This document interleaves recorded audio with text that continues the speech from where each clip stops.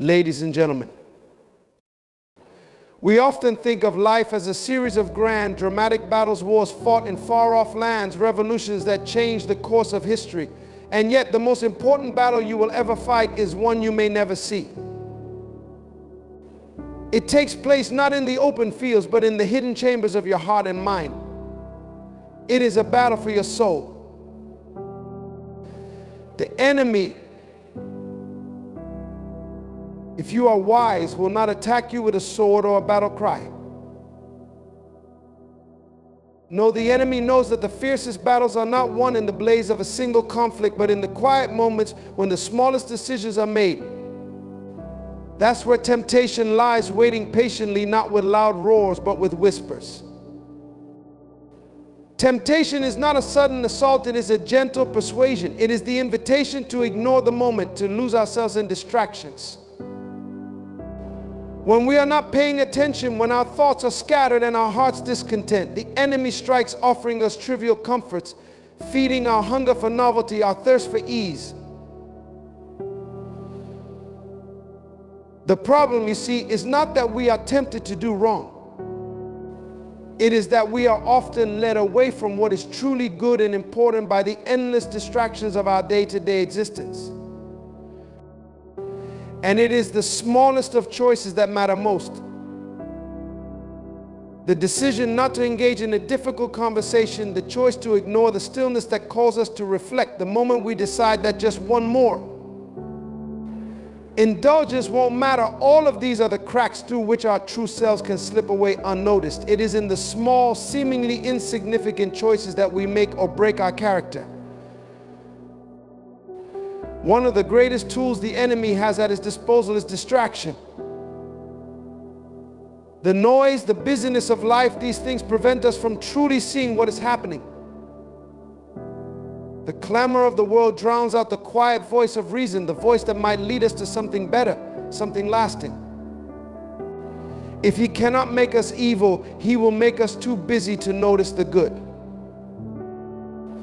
And what is even more insidious is that the enemy does not just lead us into outright evil, he will take good things and twist them, corrupting them just enough to lead us astray. We start with something noble, love, friendship, faith, and before long, that very thing becomes a means of pride, of self-exaltation, or worse, dependence on our own strength, leaving behind the source of true joy. How, you might ask, does this all begin? Self-delusion. It is perhaps the most dangerous weapon the enemy uses, convincing us that we are already good enough, that we are in control, that there is no need for change.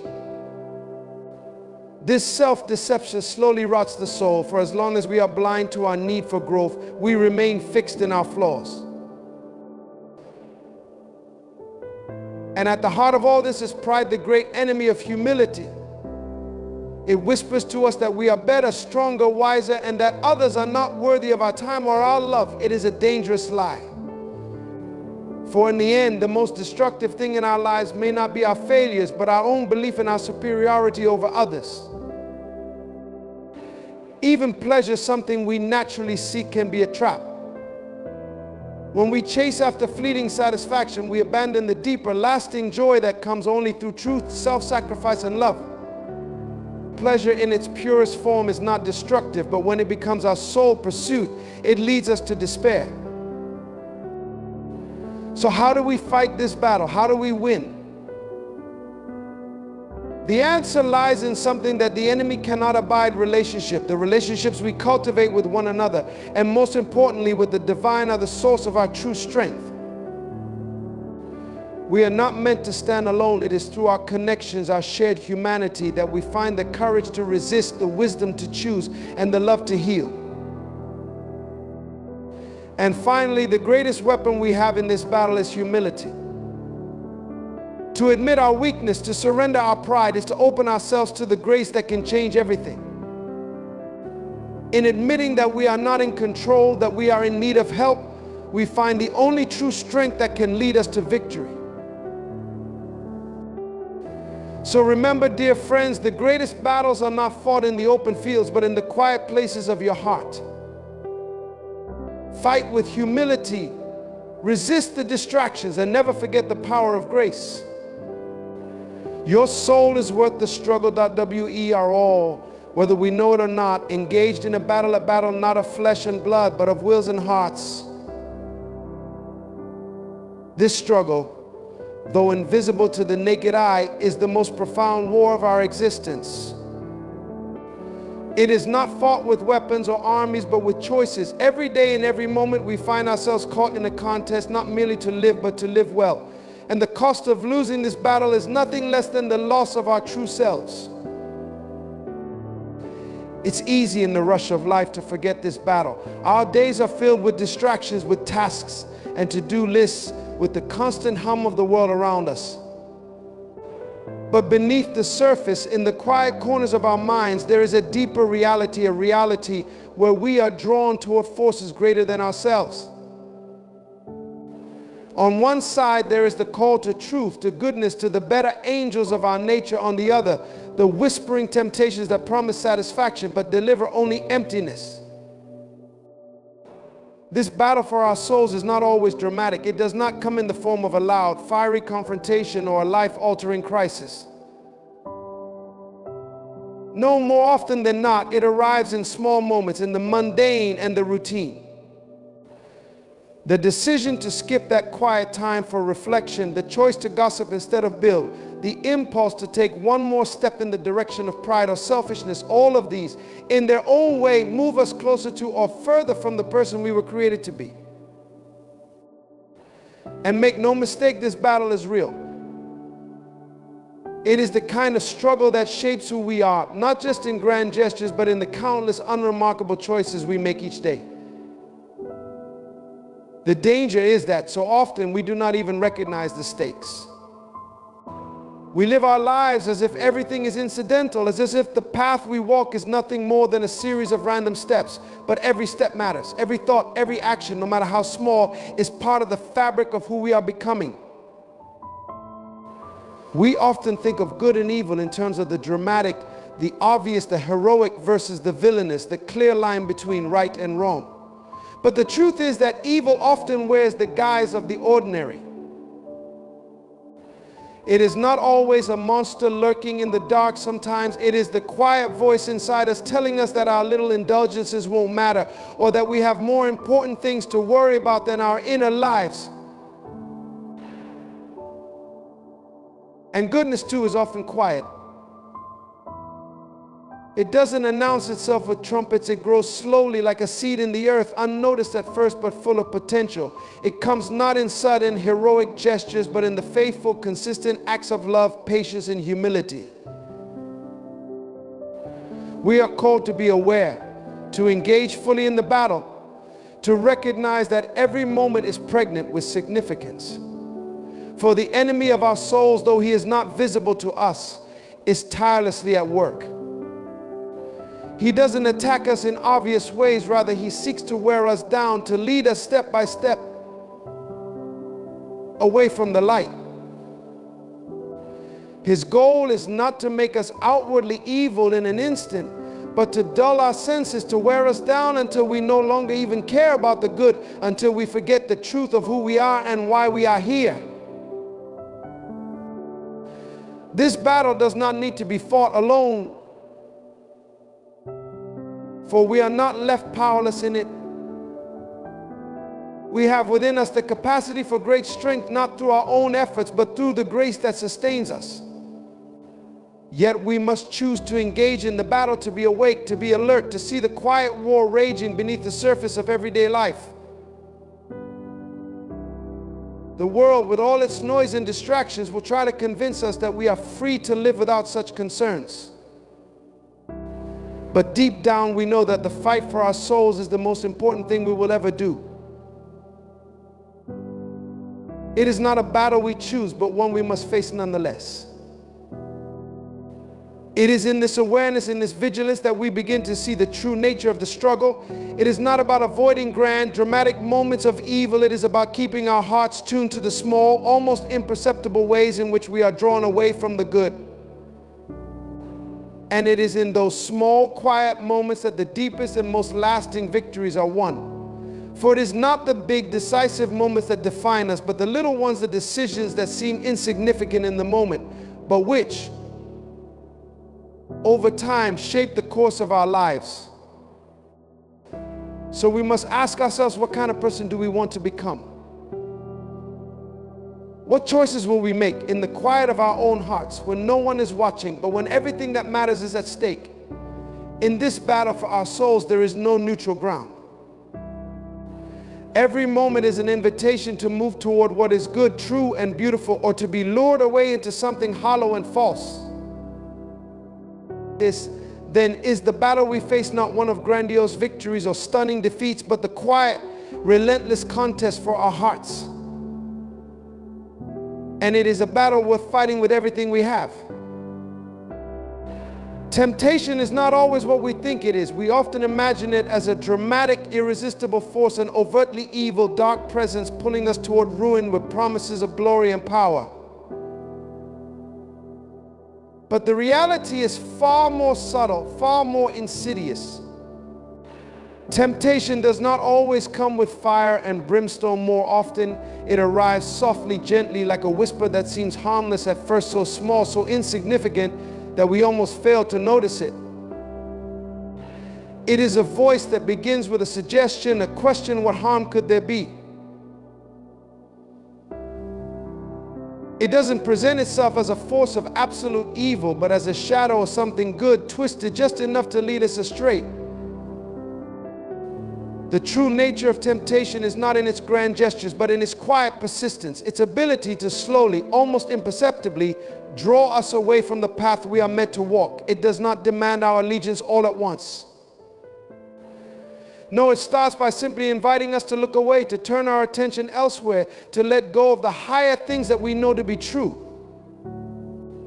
The most dangerous temptation is not the one that blinds us with its obviousness, but the one that lures us in with just enough good, just enough comfort, just enough pleasure to make us think it's harmless. It is in the small compromises, the unnoticed shifts in our attitudes, that temptation works its way in. It is the little things that, if we're not careful, build up over time. The lazy refusal to be present in the moment, the temptation to take the easy route when the harder path would lead to growth. The desire to be right, to have the last word, or to be seen as better than others, even when it means sacrificing the truth. It is in these quiet moments, when we allow ourselves to drift without purpose or awareness, that temptation finds its hold. We tell ourselves that these things don't matter, that we are in control, that nothing significant has changed. And yet each small choice shifts the scale bit by bit, until we no longer recognize the distance we've put between ourselves and the good. And it is not always the obvious pleasures, the temptations of excess or indulgence, that threaten us. Sometimes it is the subtler temptations, the ones that disguise themselves as virtues or good intentions.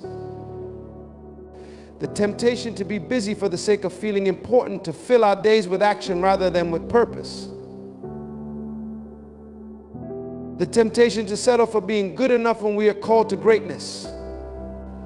The temptation to wrap our desires in the cloak of nobility, to tell ourselves that wanting success or recognition is simply ambition, when it is really pride dressed in finer clothes. At its heart, temptation seeks to blind us to our true desires.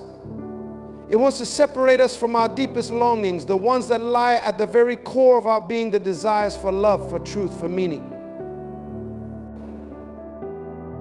It is not so much about the things we pursue, but the way they distort our priorities. The enemy does not want to make us evil outright, but to dull our senses, to convince us that we need something other than what we were created for. It is the enemy of distraction, of noise, of fleeting pleasures that keep us from pausing long enough to realize what really matters. Temptation often shows up as a shortcut, a way to avoid discomfort, a way to avoid the struggle of becoming. It whispers that we deserve more, that we are entitled to an easier way, that we need not endure. It feeds our desire for ease, for instant gratification, for something that feels good right now without regard for the lasting consequences. And in this way, it teaches us to value comfort over character, pleasure over purpose, appearance over authenticity. It convinces us that life is about getting rather than becoming, and in that lie, we lose the very thing we long for: a sense of peace, a sense of belonging, and a sense of purpose. Yet, despite its quiet persistence, temptation is not invincible. It cannot withstand the weight of awareness, of intentionality, of the decision to see. For when we recognize temptation for what it is, that soft whisper, that gentle pull towards something less than our true selves, we gain the power to choose differently. The key to resisting temptation lies not in force or self-will, but in the ability to recognize that there is a deeper, truer desire within us, one that is worth more than any temporary satisfaction. The moment we are able to pause, to see the temptation for what it truly is, it begins to lose its power.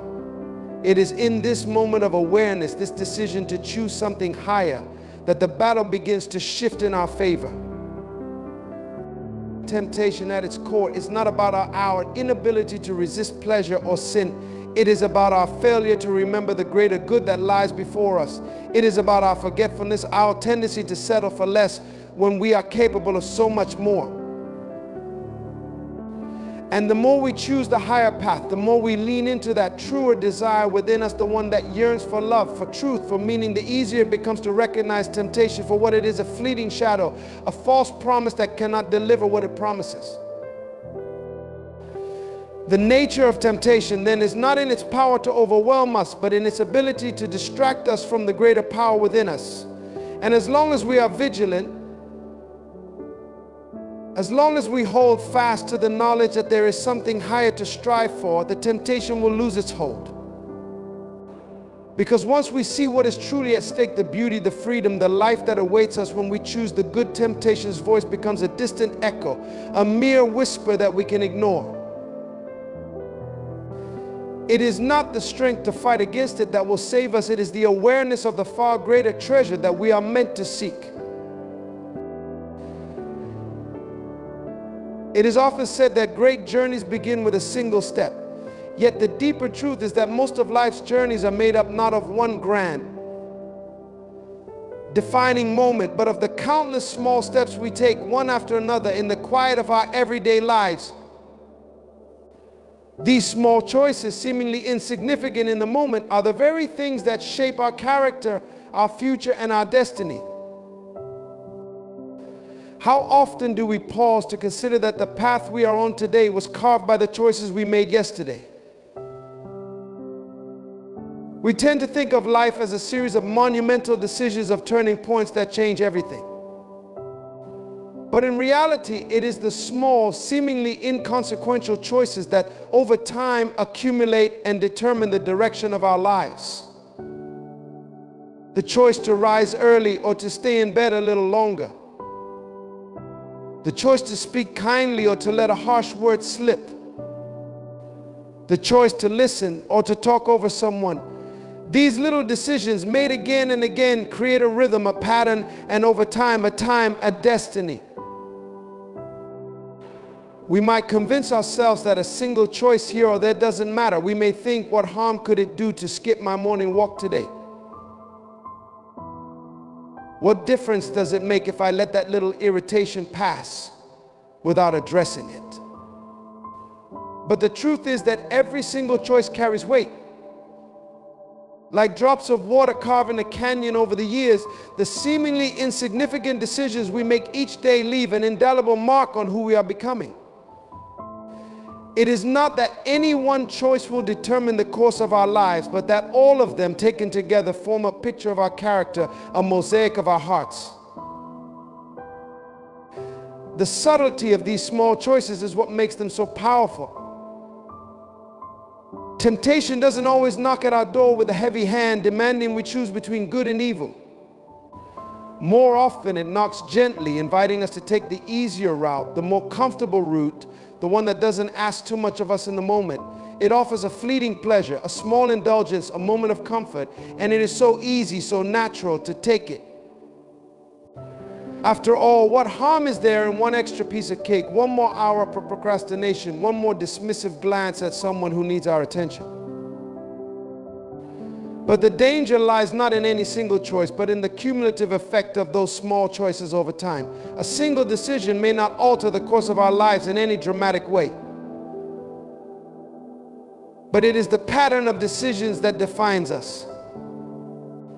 When we choose comfort over discipline, when we choose to withdraw rather than to engage, when we choose ease over effort, we are shaping a character that finds it harder and harder to choose what is good, what is true, what is noble. We are teaching ourselves slowly but surely to follow the path of least resistance. The beauty of small choices, however, is that they work both ways. Just as small decisions can lead us away from the life we were meant to live, so too can they lead us toward a higher, truer version of ourselves. The decision to show up even when we don't feel like it. The choice to offer a kind word to someone who is struggling. The quiet commitment to do the right thing even when no one is watching. These small, often unnoticed decisions build upon each other to create a life of integrity, of purpose, of meaning. It is through these small acts that we become the people we were meant to be. And these small choices are never truly small.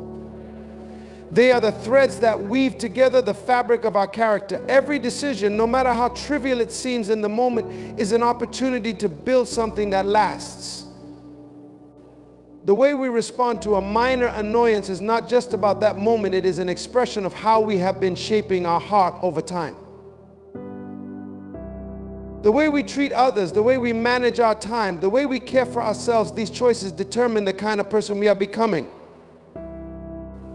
And the more we make these choices with awareness, with intention, the more we begin to see that our lives are not merely the result of external circumstances, but of our own steady, consistent choices.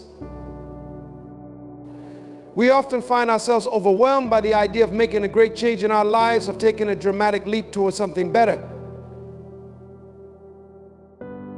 But the truth is, the grand transformations we seek rarely come through one monumental act. They come through the steady, deliberate choosing of what is right, even when it seems small. The decision to practice gratitude instead of complaining, to choose patience instead of frustration, to reach out to others, even when we feel isolated. These are the moments that make all the difference. These are the moments that define who we are and who we will become. The paradox is that the things we often overlook, the things we think are too small to matter, are in fact the very things that matter most. Our character is not built in the large heroic gestures, but in the everyday moments of choosing to live with intention, choosing to care, choosing to rise to the occasion even when the occasion seems unimportant. And when we make those small, seemingly insignificant choices with faithfulness and resolve, we begin to change bit by bit into the people we are called to be. Over time, the small choices we make shape the course of our lives in ways that we could never have imagined. So next time you find yourself thinking that one small decision doesn't matter, remember this: it does. The quiet, consistent choice to live with purpose, to act with kindness, to choose what is good, no matter how small or mundane, is the foundation upon which a life of integrity and greatness is built. Each choice, no matter how small it may seem in the moment, has the power to change the direction of your life. And in the end, it is not the grand moments that define us, but the small ones, the choices we make day in and day out, that shape us into the people we are becoming. Distraction is one of the most subtle and insidious forces we face in the modern world. It doesn't come with horns and fiery eyes, nor does it demand our attention with the force of a violent storm. Instead, it slips in quietly like a thief in the night, offering us what seems harmless at first, a little diversion, a brief escape, a momentary relief from the demands of life. And yet, in its seemingly innocent appearance, distraction has the power to erode everything we hold dear: our focus, our relationships, our purpose, and ultimately our very sense of self. We live in a world designed for distraction. The modern age, with all its conveniences and advancements, offers us a constant stream of stimuli. From the moment we wake up until the moment we fall asleep, there is always something pulling our attention.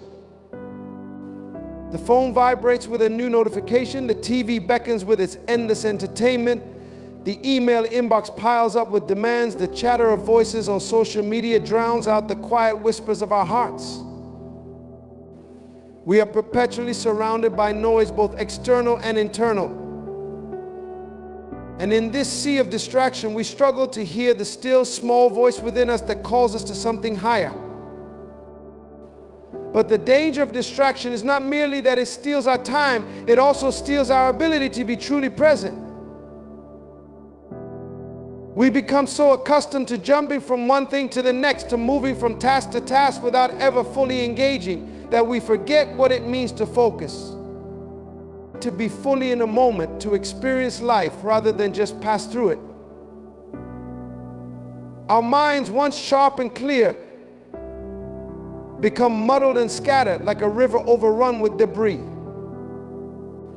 We find it harder and harder to concentrate, to dig deep into the things that matter most, because we have trained ourselves to skim the surface, to flit from one thing to another without ever diving into the depths. And the real danger of distraction is that it keeps us from the things that matter most. It offers us instant gratification, but at the cost of our long-term well-being. It tempts us to focus on the trivial, the fleeting, and the superficial, while ignoring the things that give life its true meaning: our relationships, our growth, our deeper purpose. Distraction tricks us into thinking that the small momentary pleasures, scrolling through our phone, watching one more episode, checking just one more email, are the things we truly need. But in the end, they leave us feeling emptier, more fragmented, and less alive than we were before. In the face of distraction, it is easy to think we have no choice. The world is so loud, so fast-paced, so demanding that we often feel like passive participants in it. We imagine that we must keep up, that we must respond, that we must engage. And yet, in this rush to keep up with everything around us, we lose sight of ourselves. We lose touch with our deeper desires, our true priorities, and our true potential. Distraction becomes not just a habit, but a way of life, a state of mind in which we are constantly looking outward for validation, for entertainment, for the next thing that promises to give us relief, but never quite satisfies. The antidote to distraction is not necessarily to eliminate all distractions, for that is nearly impossible in the world we live in. The answer lies in our ability to choose what we give our attention to. It lies in the power to be intentional, to be present, to reclaim the ability to focus on what is truly important. We cannot control everything that vies for our attention, but we can choose where we direct our focus moment by moment. In every instant, we are faced with a decision: will we choose to remain present, to engage fully with the world around us, or will we allow ourselves to be swept away by the current of distractions? Learning to focus is, in many ways, an art, a skill that we can cultivate if we are willing to make the effort. It requires mindfulness, discipline, and a deep commitment to the things that truly matter. It means learning to resist the pull of the immediate, the shallow, the easy, and instead choosing to invest in what is lasting and meaningful. It means setting aside the noise, even for a few minutes, to connect with what lies beneath the surface: our own thoughts, our own hearts. It's our own hearts, the relationships that nourish us, the work that fulfills us. And the beauty of this is that by cultivating the art of focus, we begin to reclaim our lives. We rediscover the joy of being present in the moment, of being fully engaged with the people and activities that bring us meaning. We rediscover the power of stillness, of contemplation, of deep thought. In a world that demands more and more of our attention, we find strength in choosing where to direct it. We reclaim our ability to think, to reflect, to act with purpose rather than reacting out of habit. Distraction, though it may seem harmless at first, is a powerful force, and it is easy to underestimate its hold over us. But in learning to choose our focus, we can rise above it. We can create space for the things that truly matter. We can remember what it means to be truly alive, to engage with life in a way that is meaningful, authentic, and fulfilling. The key to overcoming distraction lies not in fighting it directly, but in cultivating a deeper awareness of what we are called to, in making deliberate choices that align us with our highest values, and in choosing each day to be fully present in the lives we are living. The art of distraction is not just about resisting the pull of the world around us. It is about reclaiming our ability to live with intention, to live on purpose, to choose what is worth our time, our energy, and our focus. And when we do this, we discover that we are not passive observers of our lives, but active participants, crafting each moment, shaping each day with the power of our attention. And in that power, we find freedom. The world is full of good things, things that bring us joy, fulfillment, and a sense of purpose. We are surrounded by beauty, by love, by creativity, by comfort, and by the abundance of good that life has to offer. Yet for all that goodness, these very things can become traps that pull us away from what they were truly meant to be, twisting them into something less than they were intended. The corruption of good things is one of the most tragic, yet often unnoticed forces at work in our lives. It is the gradual turning of something life, giving into something that drains us, something that promises satisfaction but leaves us hungry for more. Take, for example, the gift of relationships, friendship, love, family. They are some of the greatest treasures of the human experience. We are made for connection, to love and be loved. But when love becomes possessive, when relationships are held together by fear, manipulation, or a desire for control, what was meant to be a source of joy and growth becomes a burden. We see this in our friendships when they turn into competitions for attention, status, or approval. We see it in our families when love becomes conditional, based on performance rather than grace. The goodness of love in all its forms is corrupted when it is taken from its rightful place and used for selfish gain. Or consider the gift of work. Work in and of itself is good. It is the means by which we build, create, contribute, and grow. But when work becomes an idol, when it begins to define us, to determine our worth, or to consume all of our energy and attention, it no longer serves us. The good that was meant to be a means of purpose and fulfillment becomes a relentless taskmaster that strips away our peace, our relationships, and even our joy. We begin to identify ourselves by what we do, not by who we are, and our worth becomes tied to achievement rather than the intrinsic value we have as human beings. Even pleasure, that simple delight in the world around us, can become corrupted. Pleasure, whether it is the enjoyment of food, beauty, music, or rest, is a gift that nourishes our souls. But when pleasure is pursued at the cost of everything else, when it becomes the sole focus of our lives, it leads us into a trap of endless want. Pleasure in its proper place is a gift to be enjoyed in moderation. But when it becomes an addiction, a constant craving that never satisfies, it shifts from a blessing to a curse. The joy that was once simple and free becomes a burden, leaving us always seeking, never truly finding. What happens then when these good things begin to turn in on themselves? How do we lose sight of what was meant to nourish and enrich our lives? The answer lies in the nature of excess. It is not the good thing itself that corrupts, but rather our tendency to demand too much of it, to take it in greater measure than it was ever meant to be given. And in this excess, we begin to worship the created things rather than the creator, the good things, rather than the source of all goodness. When we lose sight of the original purpose, we make those things the center of our lives, expecting them to fulfill us in ways they were never meant to. The corruption of good things happens gradually, almost imperceptibly, like a slow erosion that wears down a mountain. It doesn't come in a single catastrophic event. No, it begins with a small misstep, a slight misalignment of priorities. We give just a little too much attention to work, just a little too much indulgence to pleasure, just a little too much importance to status or relationships. At first it seems harmless, even natural. But as the days go by, as the small choices compound, the good things that once nourished us begin to demand more of our time, our attention, and our love. We find ourselves chasing after them, unable to see that we have traded the richness of life for the empty pursuit of more. Perhaps most insidious of all is how these corrupted good things make us feel. We don't immediately recognize the shift. We don't feel the corruption right away. Instead, we feel a restless hunger, a gnawing dissatisfaction that cannot be filled no matter how much we give ourselves to the thing we desire.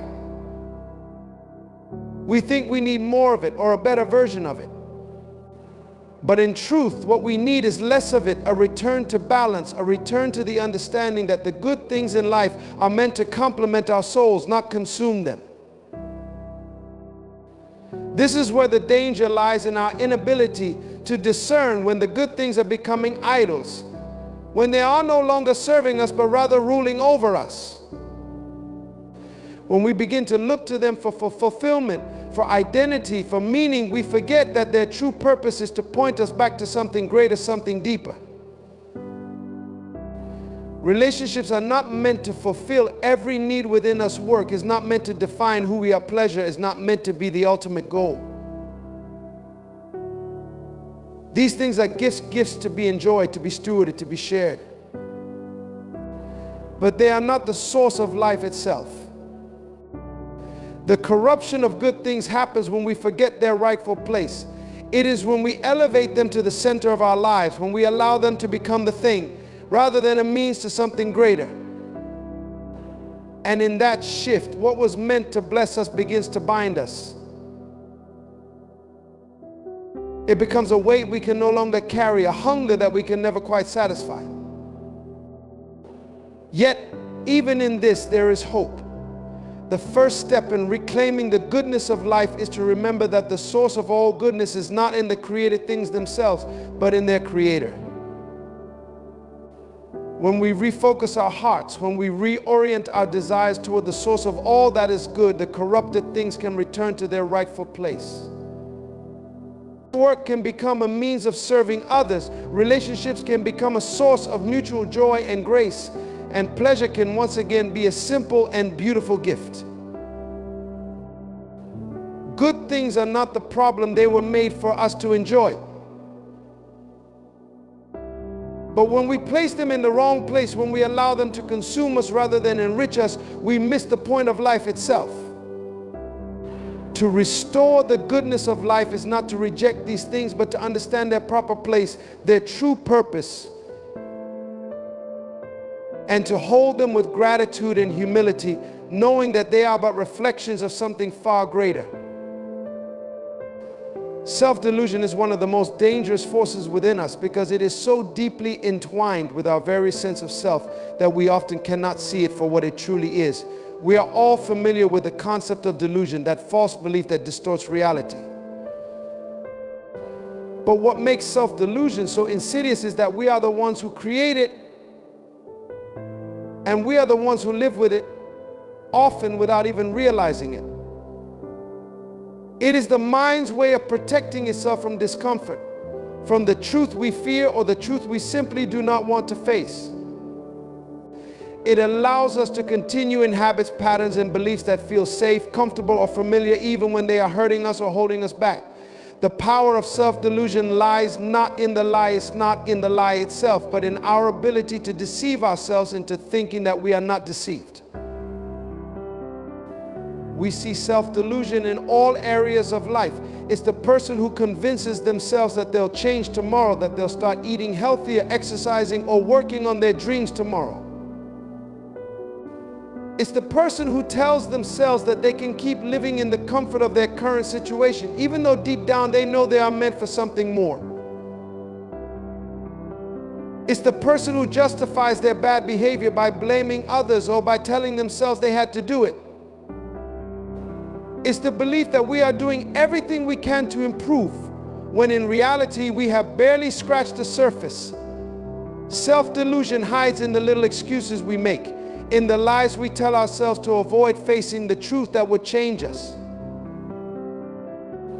What makes this kind of delusion so powerful is its ability to feel true. The mind, when left unchecked, will craft convincing stories to justify its actions, its failures, its desires. It becomes so easy to tell ourselves that we are fine the way we are, that we don't need to change, that the world is to blame for our unhappiness, that the choices we've made are the only ones we could have made. And once we believe these things, we begin to live as if they are fact. The self-delusion becomes our reality, and we stop questioning it. We stop asking if there's a better way, a truer way to live. We become trapped within the walls of our own mind, unable to see the path that leads to freedom. This is the danger of self-delusion. It prevents growth. It locks us into a version of reality that may feel safe in the short term, but is ultimately suffocating. We stop challenging ourselves. We stop dreaming beyond our current circumstances, and we stop believing that change is possible. In our comfort, we are slowly dying, not in a dramatic, obvious way, but in the subtle, creeping way that the soul shrinks when it is not allowed to reach for more. We may continue to move through life, but we are not truly living. We are existing tethered to old patterns and beliefs that no longer serve us. The tragedy is that in our self-delusion, we often fail to recognize that we are the ones holding ourselves back. We seek external reasons for our stagnation, blaming others, blaming circumstances, blaming luck or fate. But the truth is that the only thing standing between us and the life we are meant to live is the willingness to face our own illusions. The moment we are willing to confront the stories we have told ourselves, the justifications we've made, the excuses we've clung to, the chains of self-delusion begin to loosen. But this requires courage. It requires us to step into the discomfort of seeing ourselves clearly without the comforting veil of self-deception. It is easy to stay in the lies we have created. After all, they protect us from the truth that might force us to change, to take responsibility, to face the hard work of transformation. But the paradox is that by avoiding the truth, we are avoiding freedom. We are avoiding the very thing that can set us free. For the moment we stop lying to ourselves, we open up a new realm of possibilities that were always there, but which we could not see while we were blinded by our own delusions. The power of self-delusion is in its subtlety and in its persistence. It works slowly over time until we are living out a reality that we have created for ourselves, a reality that is based on false beliefs and unexamined assumptions. It does not come in the form of an obvious lie. No, self-delusion wears the guise of comfort, of security, of convenience. It tells us that we are fine the way we are, that we don't need to change, that everything is okay just as it is. And in this lie, we find a strange kind of peace, a peace that keeps us from growing, from becoming who we are meant to be. Yet the truth is always there waiting for us. It is the uncomfortable, inconvenient truth that calls us to awaken, to shed the false comfort of our delusions and to step into a reality that is richer, fuller, and far more rewarding. It may be uncomfortable at first, but the truth has a way of cutting through the fog of self-deception and revealing a clearer path. When we choose to confront the lies we have told ourselves, we choose to live with intention, to live in alignment with who we truly are and what we are truly capable of. And in that moment, the chains of delusion fall away and we are free to pursue the life we were meant to live. Self-delusion also thrives in our relationships with others. We convince ourselves that the people we care about will never change, or we tell ourselves that certain behaviors are just a phase. We avoid the hard conversations, the uncomfortable truths, because we are afraid of conflict, of rejection, or of seeing our own complicity in the issues at hand. But just as self-delusion holds us back from growth, it also holds back the growth of those around us. By refusing to confront the truth, whether about ourselves or about others, we rob ourselves of the opportunity to experience deeper connections, deeper healing, and deeper understanding. The power of self-delusion is not in its ability to deceive others, but in its ability to deceive us. It keeps us comfortable, keeps us small, keeps us stuck in patterns that we think are inevitable. But they are not. This self-delusion, no matter how convincing, is still a lie. And when we begin to see through it, we begin to reclaim our power. We begin to recognize that we are not victims of circumstance, but active participants in the creation of our own reality. The first step in overcoming self-delusion is awareness. It is the willingness to face the truth, no matter how painful or uncomfortable it may be.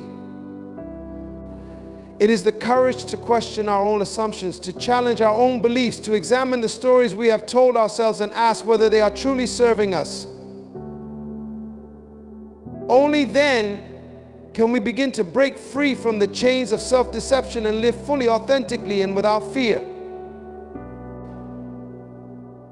The life we want is waiting for us on the other side of the lies we have believed, and it is more beautiful, more fulfilling, and more real than anything we could have imagined while we were trapped in our delusions.